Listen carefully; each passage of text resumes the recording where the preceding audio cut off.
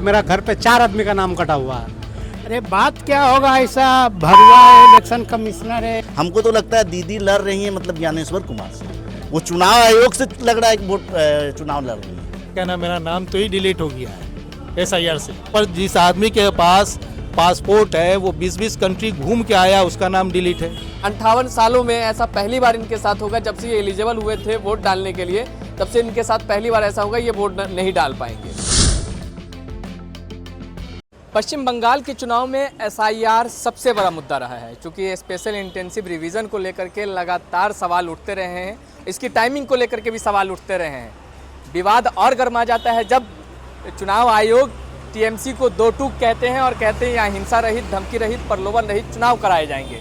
लेकिन SIR को लेकर के आम पब्लिक क्या सोचती है, SIR की वजह से लोगों को कितनी परेशानी हुई है, वो हम आम जनता से बातचीत करेंगे। और SIR की वजह से कितना प्रभावित होगा बंगाल का चुनाव, इस पर हम बातचीत करेंगे लोगों से। मेरा घर पे 4 आदमी का नाम कटा हुआ है, जो सब UPSC का एग्ज़ाम एक UPSC का एग्ज़ाम दे रहा है, एक MA कंप्लीट कर रहा है, ठीक है। इन सबों का 4 आदमी का नाम कटा हुआ है। MA कंप्लीट कर रहे हैं, UPSC का एग्जाम दे रहे हैं। स्वाभाविक है कि वो भी ग्रेजुएशन कर चुके होंगे। हाँ। किसी यूनिवर्सिटी से ग्रेजुएशन किए हो, एक बार नाम बताइए किस यूनिवर्सिटी से ग्रेजुएशन किए हैं। कलकत्ता यूनिवर्सिटी से है।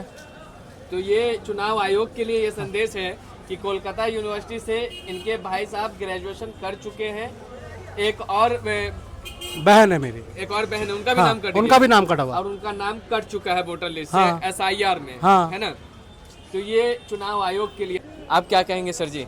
मेरा क्या कहना, मेरा नाम तो ही डिलीट हो गया है SIR से। क्या आपका नाम डिलीट हो गया है सिर्फ टाइटल की वजह से। अभी जो भाई ने कहा ना कि स्पेलिंग मिस्टेक, टाइटल गलत, तो ये इलेक्शन कमीशन की जिम्मेदारी है। हमने फुल डॉक्यूमेंट्स दिया, उसमें सिर्फ हसन नहीं है मेरे फादर के इसमें। अभी हसन दिया तो वो डिलीट कर दिया गया, एडजुडिकेशन के बाद डिलीट हुआ है। ऐसा पहली बार आपके साथ हुआ होगा? फर्स्ट टाइम, इससे पहले कभी नहीं हुआ। एज कितनी होगी अभी आपकी लगभग? मेरी एज 58 है। मतलब 58 सालों में जब से आप एलिजिबल हुए हैं वोट डालने के लिए। यस यस यस, पहली बार। कहाँ से हैं, कौन सा डिस्ट्रिक्ट पड़ता है आपका? बस ये जकरिया स्ट्रीट में हूँ मैं। जकरिया स्ट्रीट? यस। इसी असेंबली में? यस, चौरंगी असेंबली में। चौरंगी असेंबली में। और नाम वोटर लिस्ट में नहीं, डिलीट हो चुका है। क्यों डिलीट किया गया? हमने सर्टिफिकेट दिया, सब कुछ है मेरा।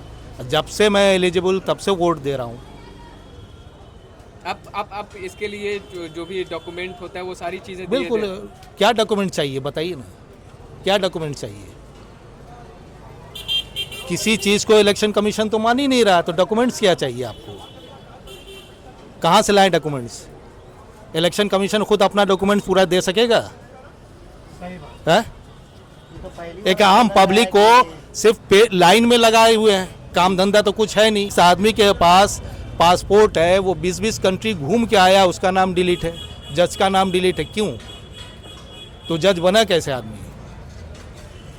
इंडियन सिटीजन नहीं है, वेस्ट बंगाल का नहीं है, तो जज बना कैसे? देखिए SIR को लेकर के जो लगातार सवाल उठते रहे हैं, और ख़ास करके चूँकि पश्चिम बंगाल के अंदर मुस्लिम बाहुल्य इलाके में जो नाम कटने को लेकर के जो सवाल उठते रहे हैं, मेरे सामने एग्जाम्पल सामने है। ऐसा 58 सालों में ऐसा पहली बार इनके साथ होगा। जब से ये एलिजिबल हुए थे वोट डालने के लिए, तब से इनके साथ पहली बार ऐसा होगा ये वोट नहीं डाल पाएंगे। आज तक पहली बार 50-52 साल उम्र हो गया, 2 टूक तृणमूल को 2 टूक ज्ञानेश्वर कुमार बोल रहे हैं। अरे बात क्या होगा, ऐसा भरुआ है, इलेक्शन कमिश्नर है, हो गया है, तो उससे बात क्या होगा? सरकार वैसे ही है, इलेक्शन कमिश्नर वही है, तो उससे बात क्या करना है? तो देखा जिस तरीके से आपके सामने ये सबूत है कि SIR के तहत इनका नाम कट चुका है। ऐसा पहली बार होगा जो 58 साल की उम्र में ये जब से वोट डालने के लिए एलिजिबल हुए हैं तब से ये वोट नहीं डाल पाएंगे। ऐसा एक नाम नहीं है, बल्कि आपने देखा वीडियो में जैसे इनके घर में, इनके परिवार में कई लोगों के नाम कट चुके हैं। तो ये SIR का नतीजा है। अब क्या चुनाव आयोग को, मतलब चुनाव आयोग कैसे ये तय कर पाएगा कि ये वोटर हैं या नहीं हैं? चुनाव आयोग की ये जिम्मेदारी बनती है। अगर चुनाव आयोग ये कहते हैं कि हमारी ये जिम्मेदारी है कि कौन वोटर है कौन वोटर नहीं है, उसके लिए हम SIR करें, तो बल्कि चुनाव आयोग की एक जिम्मेदारी ये भी बनती है कि अगर कोई एलिजिबल वोटर वोट नहीं डाल पाए तो ये भी जिम्मेदारी चुनाव आयोग की बनती है कि वो वोट कैसे डालें। फिलहाल आप देख रहे थे SIR पे हम लोगों से बातचीत कर रहे थे, मुद्दे पे समझ रहे थे। फिलहाल के लिए बस इतना ही, फिर मिलते हैं आपसे अगली वीडियो में। बहुत बहुत धन्यवाद।